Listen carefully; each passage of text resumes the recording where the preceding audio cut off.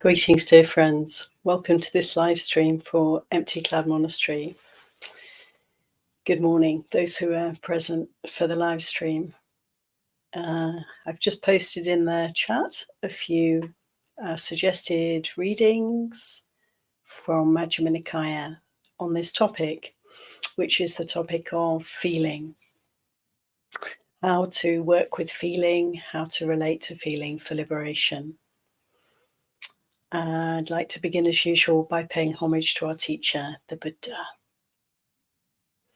Namo tassa bhagavato arahato samma sambuddhassa.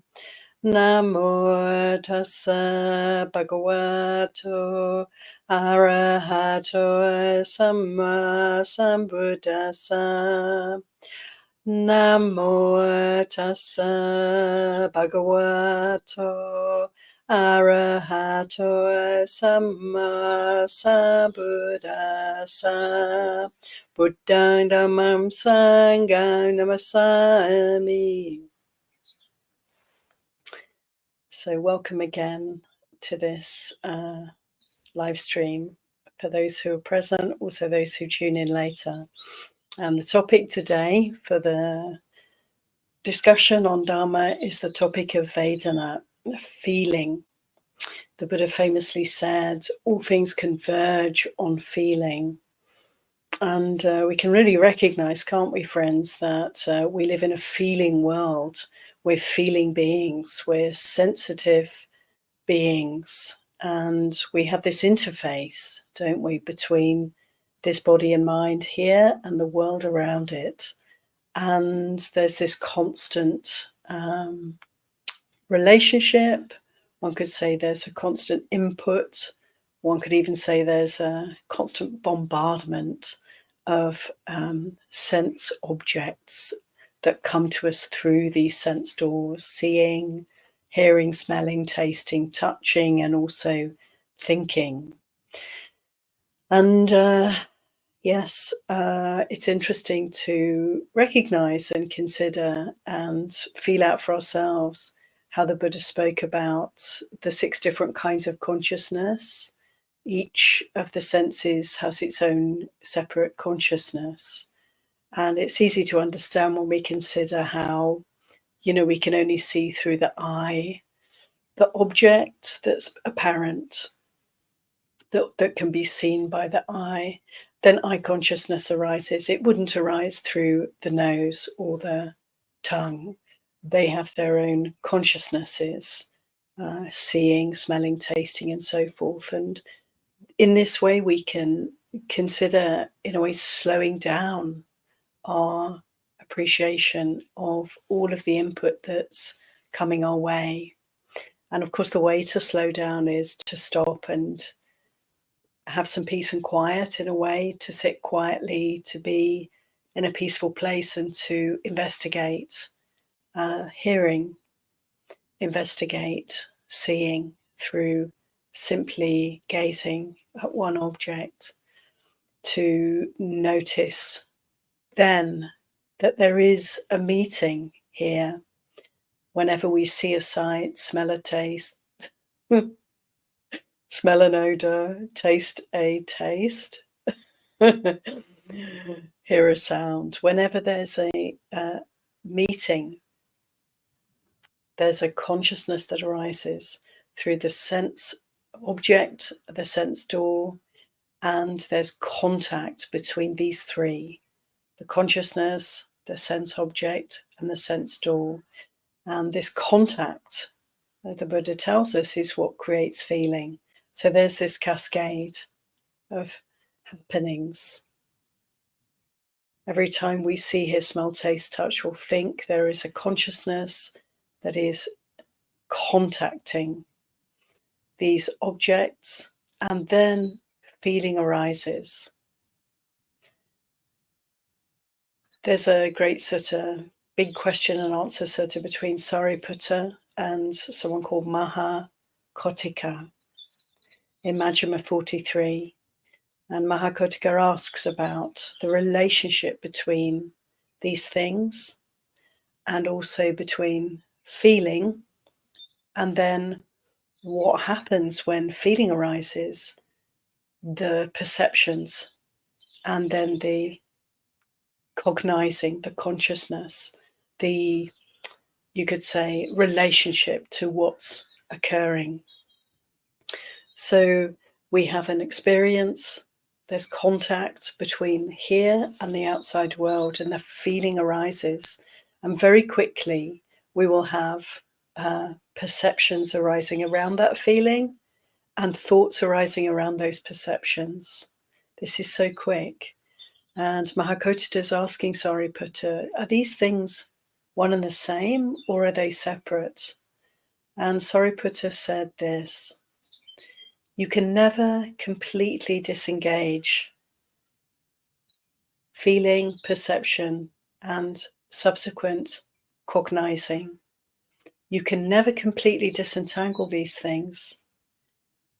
So you can't really find a difference between them. For you perceive what you feel, and you cognize what you perceive. And so, friends, we can, through our practice, observe this kind of cascade of experience of happening. We don't just see, hear, taste, touch, smell, or think. We have these experiences, and then we will have a relationship to them. We'll have some reactivity around them. There will be perceptions and thoughts arising until we're finished with this process, and through insight. And so we can, feel it's very complex and perhaps a bit overwhelming. But when we allow ourselves to develop meditation practice, and particularly here in this context, meditate on feeling, then we can disentangle these processes, slow it down, and begin to let go of all the proliferation that can happen around feeling. So simple feeling, as you all know, 3 kinds: pleasant, unpleasant, and neutral. Just that. Everything else, perceptions and thoughts that can arise in relation to feeling, follow on from this simple experience of pleasant, unpleasant, or neutral feeling. There's a wonderful sutta called the Honey Ball or Honey Cake Sutta, Madhupindika Sutta. It's Majjhima 18. And I'd like to quote from this sutta for you. The Buddha says, we have a sense impression received at the sense door, sense consciousness arising, and then a feeling happens due to that contact. Pleasant, unpleasant, or neutral. The Buddha goes on to say, what you feel, you then perceive. What you perceive, you'll think about. What you think about, you proliferate. Papancha.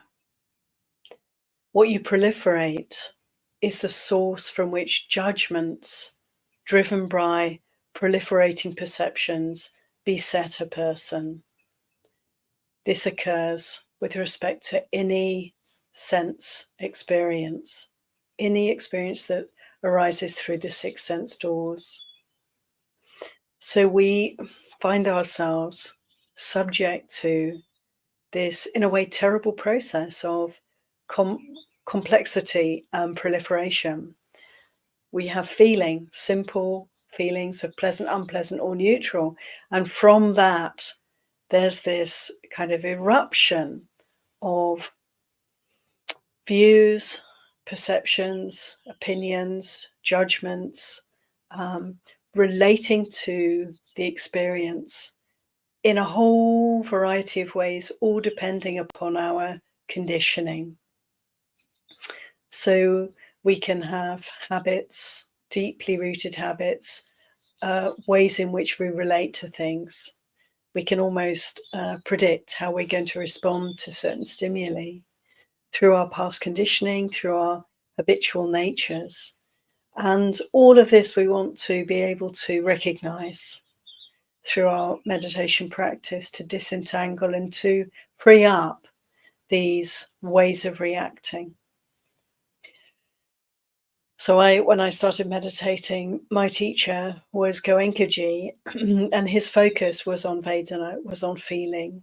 I think he recognized this crucial link, in dependent arising, dependent origination, cause and effect, the way our karma develops and manifests. We create all our suffering through reactivity, and the place where reactivity begins is when we have a feeling and then we have some sort of reaction to it. So of course we know if there's pleasant feeling, a pleasant experience, then there will be the arising of some desire. We're in the realm of craving. There's the very strong tendency to grasp the pleasant and to want to make more of it, to relish it, to prolong it, to delight in it. And then we can have unpleasant feelings, unpleasant experiences that begin with this feeling in the body that is uncomfortable, painful, or just mildly unpleasant. This puts us straight into the realm of reactivity through aversion, dislike, not wanting to get away from. Our instinct will be to move away from unpleasant feeling, to want to get rid of it as quickly as possible. So again, this is our conditioning, deep-rooted conditioning. It's going to happen for us until we've completely uprooted greed or aversion. Experiences that don't really have the flavor of pleasant or unpleasant, there's just a danger of not really noticing at all what's going on, or of kind of sinking into ignorance, into indifference, seeking the next hit of pleasant or even unpleasant experience, because this is like nothing at all. So neutral feeling has its dangers also, and its proliferation around proliferating ignorance, indifference, turning away, shutting down. So in all these ways, we're working with habit patterns that have existed for a very, very long time in the human heart, habits that are deeply ingrained, and our work when we meditate. As I was saying, I was taught by Goenkaji to really focus on feeling in the body and to then train the mind when we observe feeling, as in Satipatthana Sutta, the second foundation of mindfulness, to simply be present for feeling, to tune into the body, to move through the body and experience all the different kinds of sensations there. We can notice from time to time pleasant feelings arising, unpleasant feelings arising. Often neutral feelings will be present. But in all these experiences, we can also begin to wake up to the movement of the heart, the reactivity, the wanting, the not wanting, the restlessness, the agitation, the dullness. We can begin to slowly see how there is simply feeling, and all the reactivity can be observed, understood, and through understanding, we can let go. So when I started meditating with Goenkaji's teachings, I had the experience actually of not really having noticed this aspect of the world, not having noticed the body very much at all. And the invitation to pay attention to the breath and then to begin to wake up to the body, to feel out, how is it?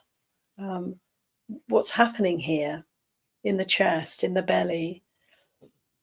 Can I feel my hands, my feet? Can I rest the attention in different parts of the body and see what's happening there? for me, this was completely new and quite revelatory, really, to begin to notice the body instead of the body being a kind of vehicle, for the mind. So I think it's probably true for a lot of people, isn't it, that we tend to live up in our head somewhere.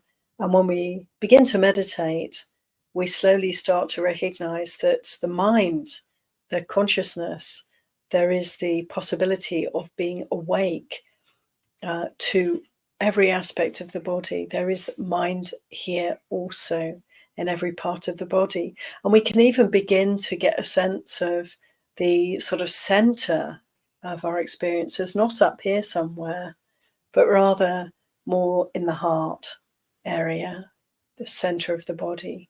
It's a place where we can sense that and feel that there's a lot of activity here. And so I feel that for many of us, through meditation, certainly for myself, there's a waking up to the feeling world, beginning to notice the impact of feeling on our lives, how much our views and ways of understanding the world are colored by liking and disliking, pleasant and unpleasant feeling, how much we're then on a kind of autopilot, friends, of moving towards the pleasant and moving away from the unpleasant. Not so different from an amoeba, in a petri dish, who's given some little drop of sugar in one corner or one side of the petri dish and a little drop of salt in the other. And that amoeba will gravitate, towards the sugar. I don't actually know if that's true. I'm just making it up, but I suspect that there are ways in which one can stimulate tiny one-celled organisms to react with liking or to move away. Now, I'm not saying that the amoeba likes and dislikes necessarily, but this instant response is present for us, and we can begin to open to that. Open to the feeling world, open to our extreme sensitivity, open to our vulnerability to react, our conditioning, our programming to play out, and how we, through the teachings of the Buddha, through meditation, we get to see what's happening, and no longer are we victims of this kind of knee-jerk response to our experience, the reflexive response. We can temper that. We can step back from that. We can observe that, and we can free ourselves from all the delusion, all the suffering, all the danger of this kind of reactivity. And so we can see, looking around us in the world, how people are often somewhat impervious to this process, and how it really is a great danger for us if we're not aware of what's actually happening on this level of body and mind, simply receiving and responding to life moment by moment. So through my own meditation practice, beginning to wake up to the body and wake up to feeling, I could begin to really appreciate how it is that we can create harm, create suffering for ourselves through having acquired at some point in the past unfortunate habits, and how then we can begin to purify our hearts from this kind of suffering. And so when we're in touch with our feelings, we get to notice how painful it is to speak in harmful ways, to behave in harmful ways, to hurt or harm, to take what's not given, to be dishonest, to lie, to be insincere, to disrespect others. We can feel when we're in touch with our feelings, when we're in touch with our body, when we're in touch with our heart, we can feel the effect of any unskillful acts. And so in this way, we get to start tidying up, don't we? And we can look around us and see how much pain is being inflicted in the world through clearly, a lack of awareness of the impact on the human heart for those who harm others. If we knew what we were doing, we would not be doing it. Father, forgive them. They know not what they do. The last words of Jesus Christ, who could appreciate the ignorance of the people around him, who could inflict such suffering on someone and stand near to that suffering and observe that suffering without feeling the excruciating pain of that suffering.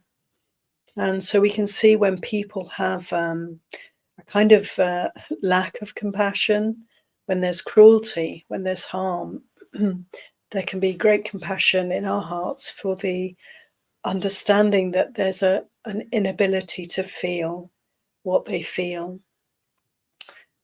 Whenever, we can recognize, can't we, whenever harm is done, there is pain here. Whenever I say or do anything unskillful, it is very painful. It is a very uncomfortable feeling. There is a lot of agitation in the heart, and we get to know that through our practice. And so, yes, we refine, and yes, we gain understanding and compassion around the plight of those who are not so aware of the consequences here and now, but also the consequences in the future of their unskillful acts. So feeling is a great object of meditation, to wake up to this feeling body, this feeling mind. The Buddha said there are, 3 kinds of feelings, yes, pleasant, unpleasant, and neutral, but we can also consider there are 5 kinds of feelings. There's physical feeling and mental feeling, pleasant or unpleasant. We can see how the mind also feels and wake up to that and allow ourselves to step away from proliferation, to step away from any embellishment of the basic, simple experience of pleasant, unpleasant, or neutral feeling. We can observe. We can't stop through an act of will, but we can observe the arising of craving or aversion. When there's pleasant or unpleasant feeling manifesting, we can see, feel, notice that, and we then have a choice whether to follow that into perceptions and thoughts tinged with desire or tinged with aversion, or whether to stop right there and just be willing to feel the movement of desire or aversion, the discomfort, the push and pull, just to stay steady and open to these feelings. And then, of course, they have the chance to reveal their changing nature. Nothing lasts, thank goodness, really, nothing lasts. And so we can step back from our reactivity, watching it arising and passing. And whenever we notice the cessation of desire or aversion, we can be very glad. We can be very happy that this is a renunciant joy for us. We're not caught up in the sense realm, getting what we want and relishing that, longing for what we don't have. When we recognize the changing nature of all feelings, as the Buddha said, they arise like bubbles, arising and passing, bubbles on the surface of a pond. As soon as they've arisen, they pass away, they pop. They reach the surface and they burst. They've gone. So ephemeral are feelings. When we can appreciate the changing nature of all feeling, this gives us a great joy. It's the joy of renunciation. It's the joy of letting go of feelings. recognizing that nothing lasts. So how can I make this anything significant at all? How can I hold to this as me or mine? And we can then consider the Buddha's teachings on dependent arising, cause and effect. Feelings arise because of causes. Take away the cause and the feeling ceases. The Buddha gave us the simile of like two fire sticks rubbing together, that there has to be, as I've said at the beginning, so many different elements have to come together to create an experience. There has to be the sense door, the sense object, the sense consciousness, and contact between the three. And then a feeling will arise and we will experience that. But, if you take away any one of those, the feeling ceases. It's also ephemeral. It's also dependent on other causes and conditions. And so we can begin to appreciate through our practice that we're in a kind of field, a kind of sea of experience. Experiences coming and going, no experience lasting. And in this way, we're so helped to be able to let go, to not take anything too seriously, to not get caught up in our emotions. Mental and physical feelings are arising and passing, constantly changing. And this enables us to disengage, to not make it personal, to not get caught up in suffering around our experiences, and to see the danger when we do get caught up of proliferation, of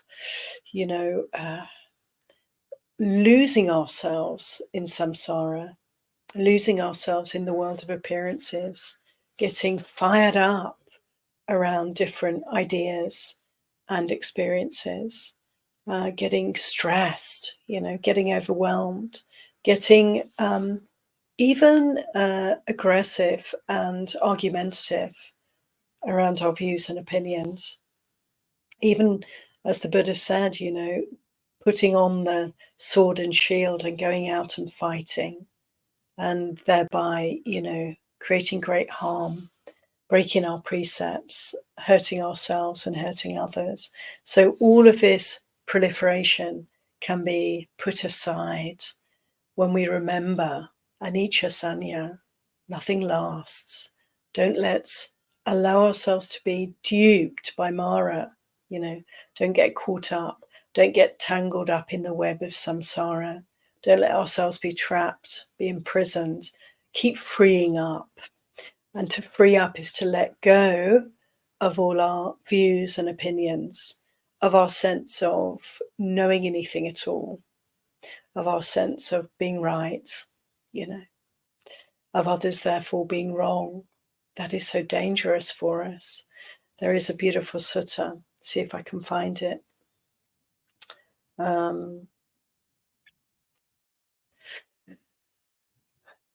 Yes, the Buddha speaking to Sakka, Lord of the gods. The Buddha gives this teaching to God. It's in Majjhima 37. He says, nothing is worth insisting upon. When one hears that nothing is worth insisting upon, we can directly know all things. Directly knowing all things, we can completely understand all things. Completely understanding all things, when we experience any kind of feeling, pleasant, unpleasant, or neutral, we can meditate, observing impermanence, dispassion, cessation, and letting go in these feelings. So this opportunity we have when we consider the Buddha's teaching that nothing is worth insisting upon, no view is worth holding to, there's no sense of knowing anything at all, cultivating the don't know mind, unsure, uncertain, can't be sure of anything. When we do this, there is that opportunity to begin to see more clearly, to see the bigger picture, to be able to stand back from the world and view it with a compassionate eye. And ever more clearly we see, the more we let go of our engagement with reactivity, the less we involve ourselves in views and opinions, the more clearly we can see, the greater the view, the more clarity, the more kindness and compassion quite naturally arise through understanding the plight of all those we're gazing at. And this one also, we can look at ourselves and our patterns, our habits, our conditioning, and we can, very kindly, very compassionately watch this playing out of reactivity again and again.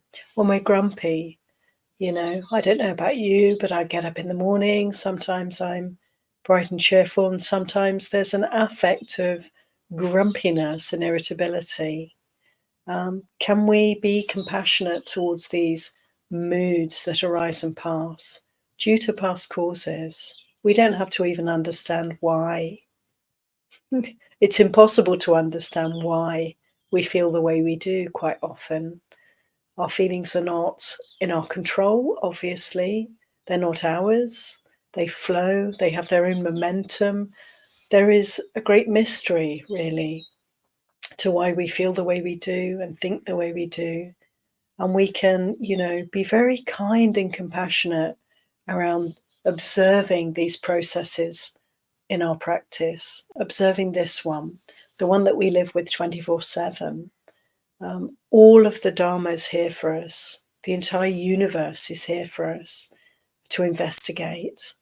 And compassion and kindness are so important and so natural as we let go of our reactivity and come home to the reality of each moment, of this experience in its simplicity, just seeing, just hearing, tasting, touching, smelling, and thinking, to be able to see the bigger picture.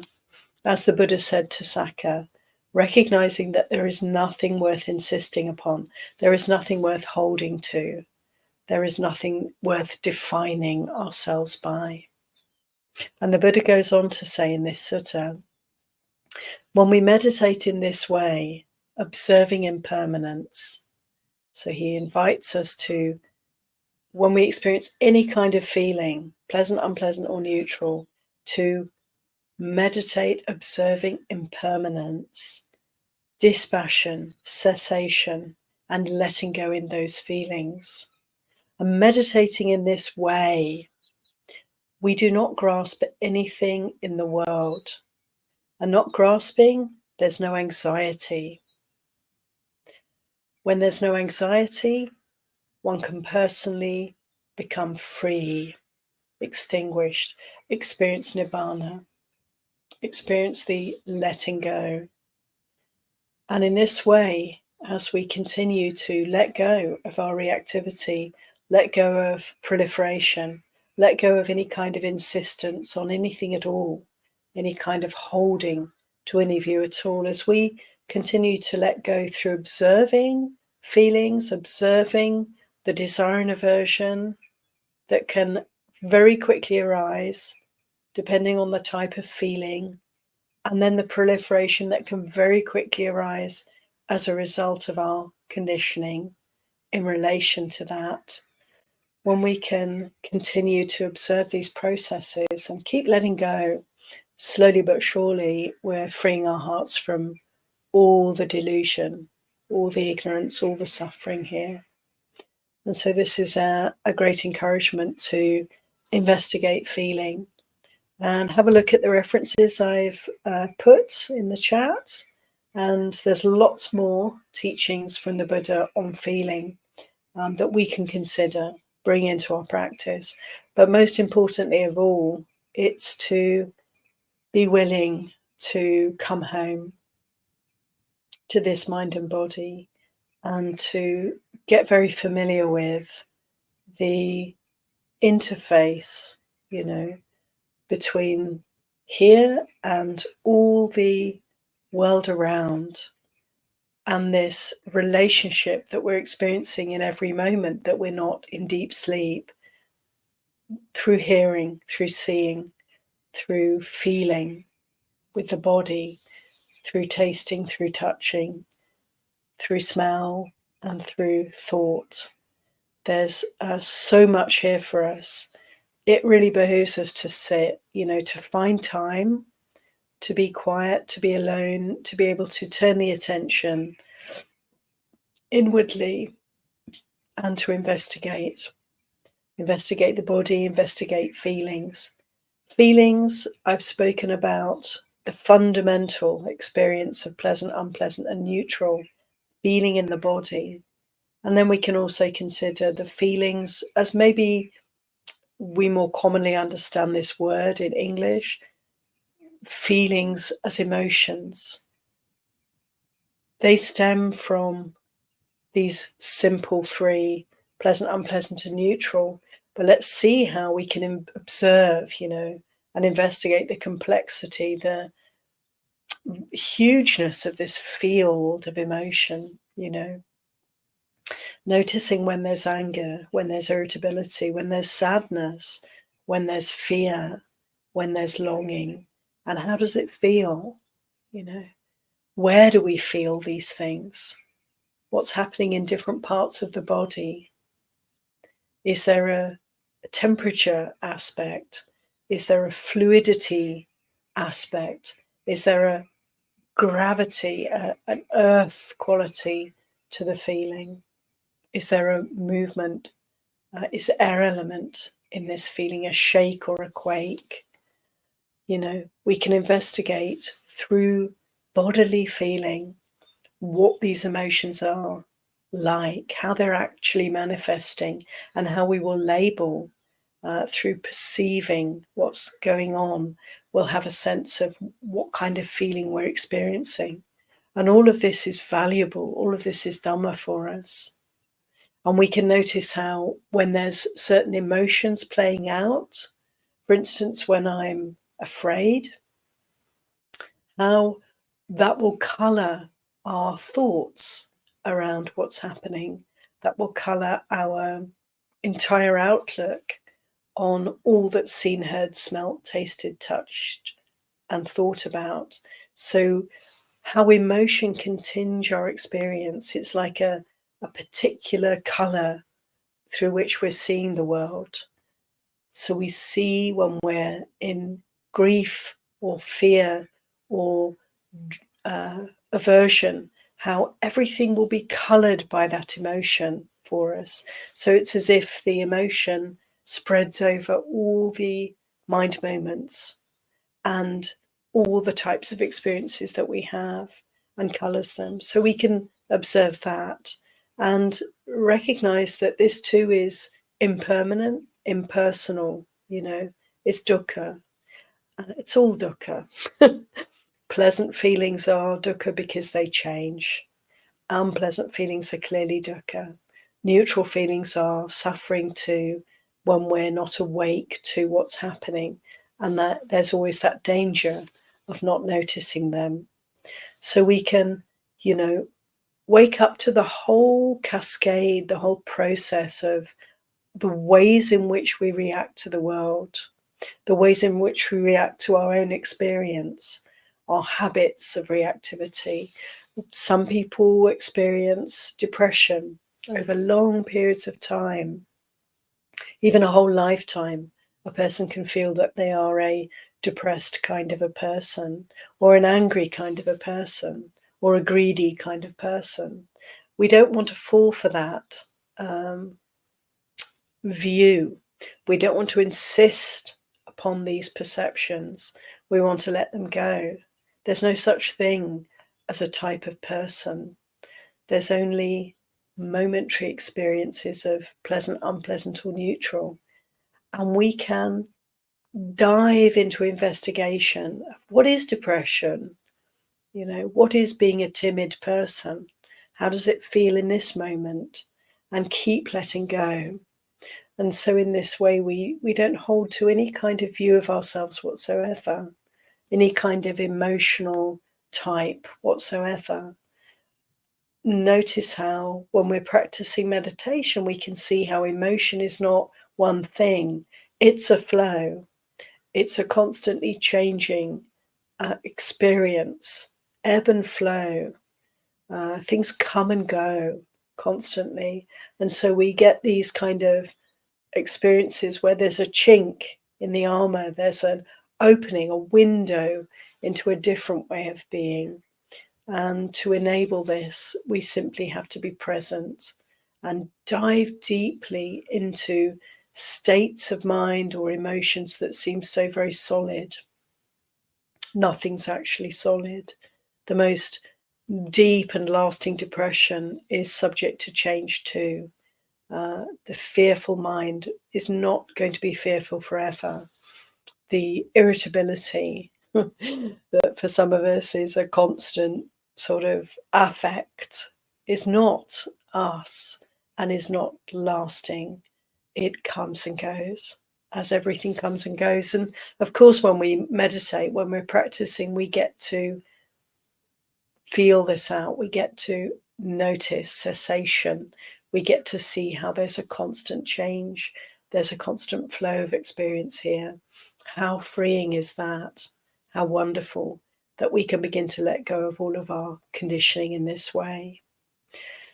So, friends, I'd like to encourage you to really investigate feeling, to keep coming back to the body in order to simplify the process and to recognize the three fundamental types of feeling: pleasant, unpleasant, and neutral, and to rest with that, work with that, let go of anything that is reacting to that simple reality, and to allow ourselves, therefore, to open to feeling, really open our hearts then to the world of feeling and to be letting go. And the more we let go of our reactivity toward feeling, the freer we are to observe more clearly what's actually happening here, and to develop equanimity, to not be shaken by the pleasant or the unpleasant, to be aware of the neutral,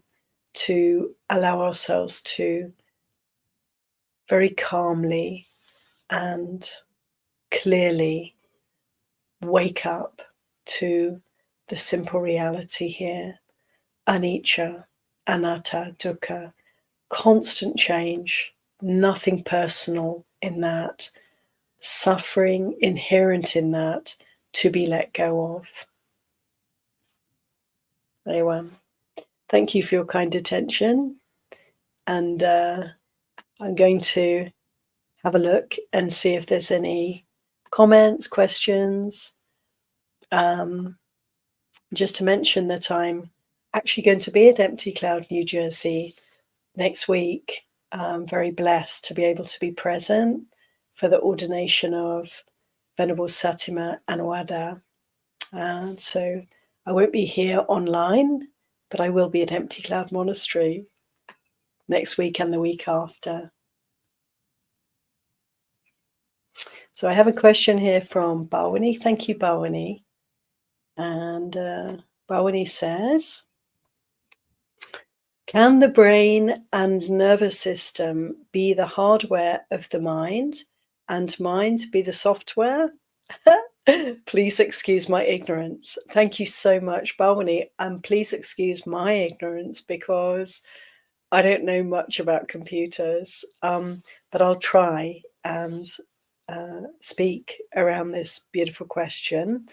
It's very great to consider this because we tend to feel, believe, be conditioned by the idea that our thoughts are somehow coming from the brain, and all of the work of consciousness, cognizing, happens up here in the brain, surrounded by the skull, this grey matter that actually I was talking last week about dissecting bodies, and in a dead person, the brain is a kind of solid but very soft substance in a preserved body, but in a living body, such as ours, the brain is actually quite a liquid. It's very, very soft, and so very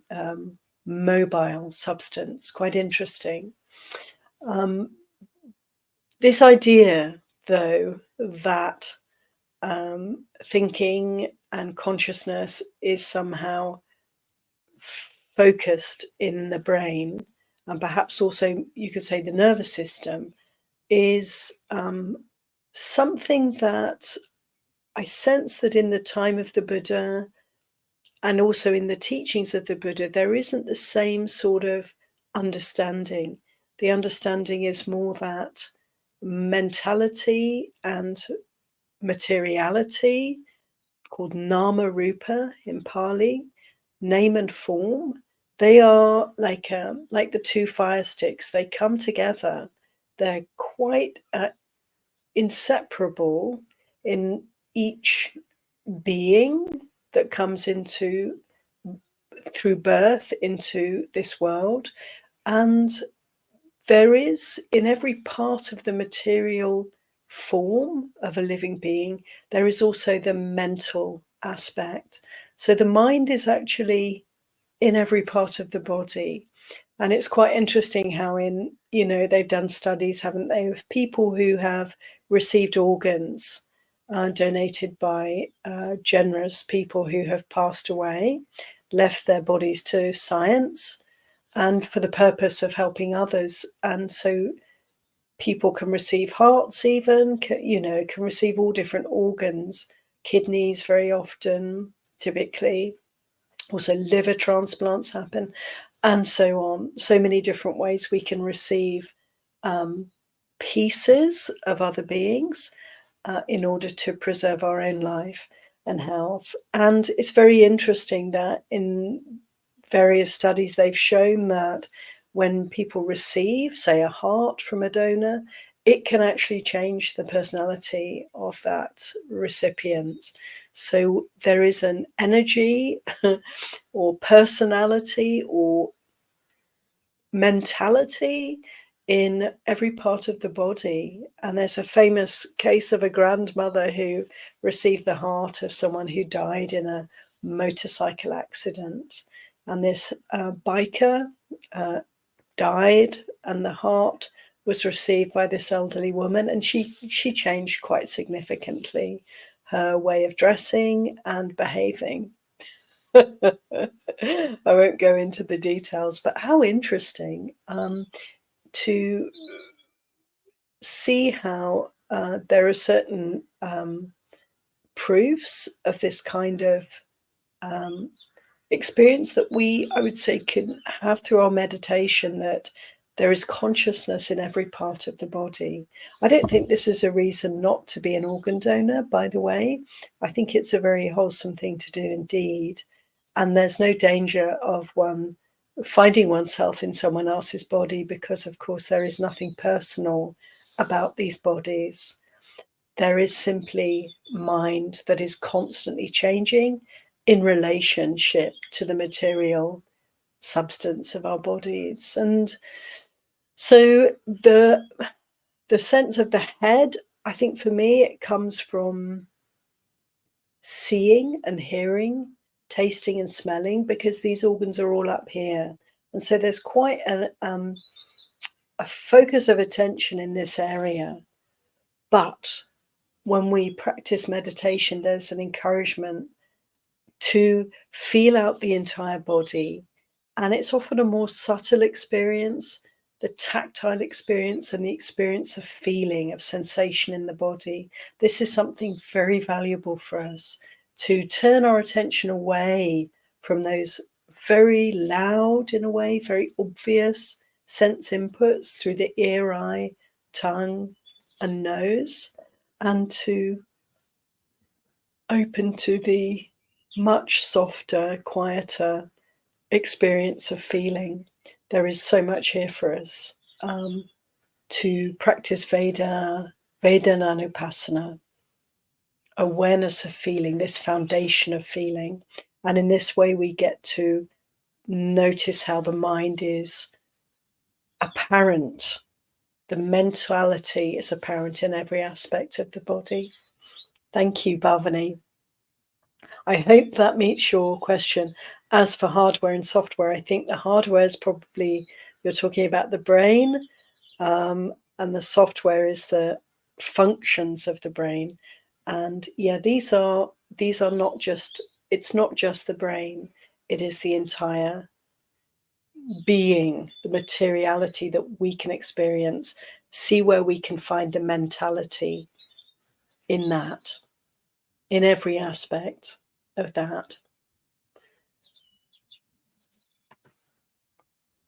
Okay, oops, I'm just going to go back to not miss out anything.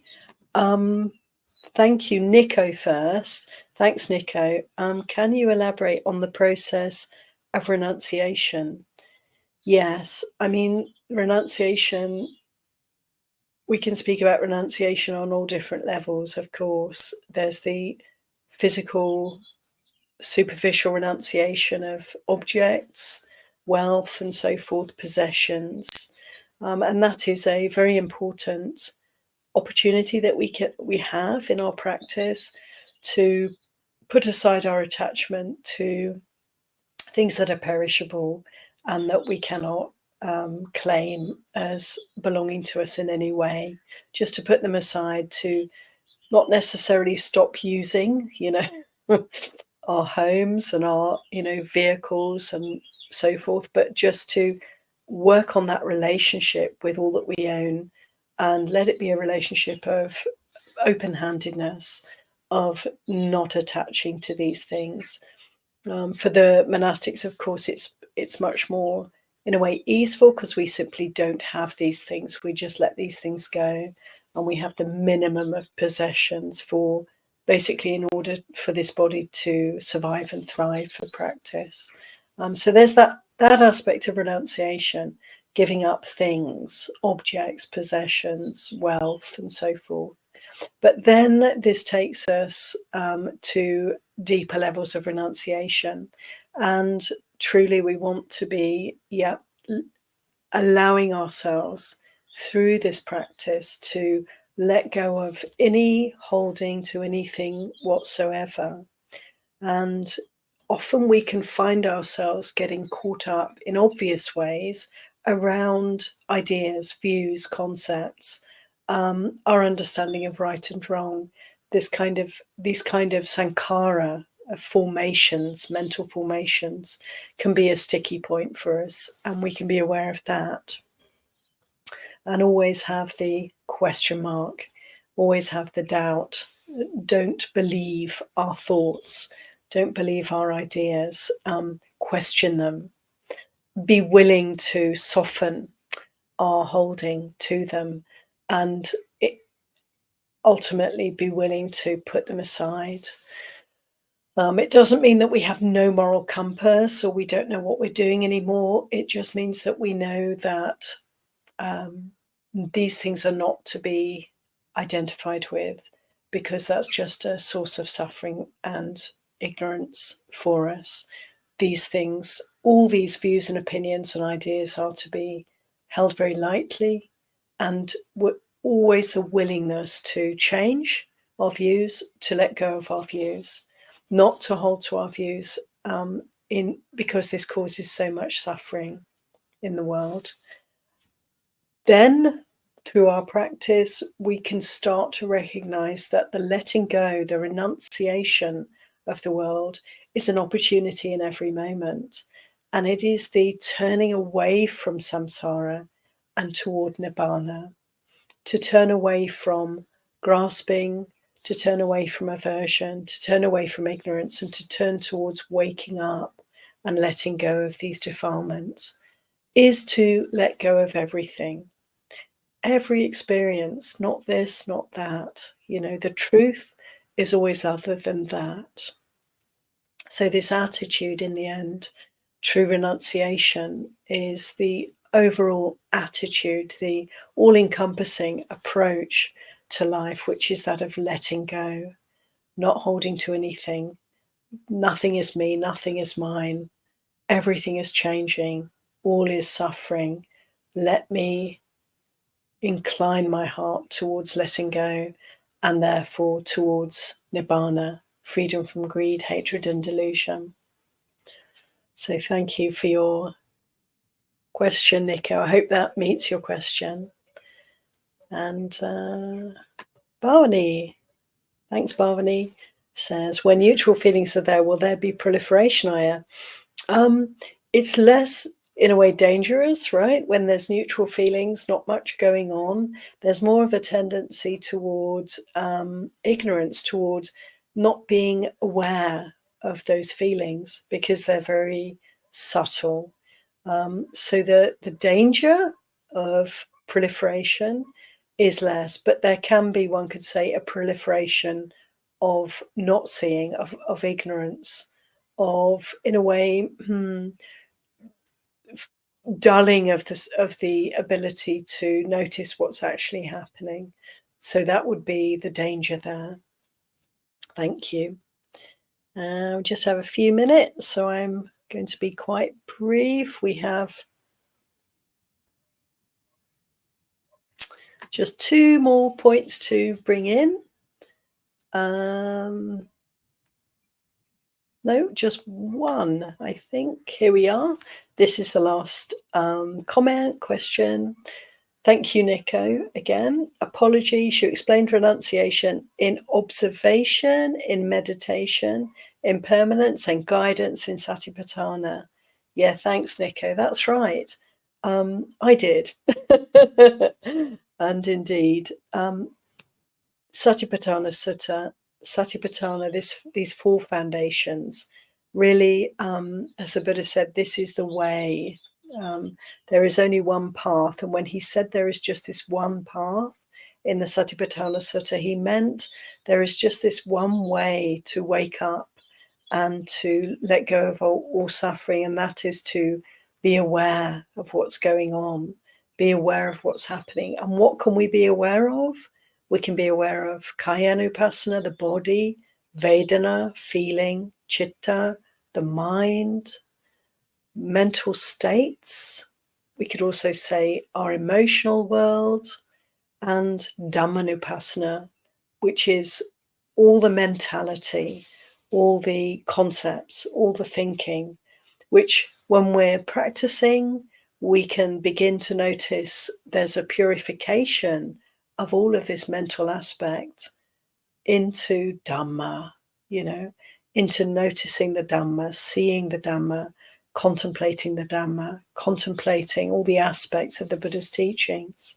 And so these are our world, this body and this mind, feelings. This is our world. And so, when we are willing to really focus on practice, what we're doing is renouncing anything other than that and coming home to the simple experience in each moment. And this reveals to us all we need to know is here. All the Dhamma will reveal itself to us, and the path will open up for us. And let's remember, right intention. Just coming back again to the topic of renunciation, that right intention is to be harmless, to be avoiding any kind of cruelty whatsoever. That is to be loving and to be compassionate. And the third aspect of right intention is renunciation. So this is a really core aspect of our direction in practice. To cultivate right intention is to be a renunciant. It doesn't mean you have to shave your head and put on robes and enter the monastery, but this practice of renunciation is for everyone, and it is to let go of our desires, let go of aversion, let go of ignorance, let go of views and opinions, let go of reactivity, come home to simplicity and keep observing the Dharma as it flows on by. Just stay present, friends, and allow ourselves to put aside all else. Thank you, Nico, very much. And thanks for all your kind comments. Really appreciate you being here, friends. This would not be happening if it were not for you. All good wishes. And I hope I might see some of you at Empty Cloud, New Jersey next week for this very auspicious occasion of the Upasampada of one bhikkhu and one bhikkhuni. Sadhu, sadhu, sadhu. We'll just finish by chanting 3 sadhus, respect and homage to our teacher, the Buddha. Sadhu, sadhu, sadhu, anumodami.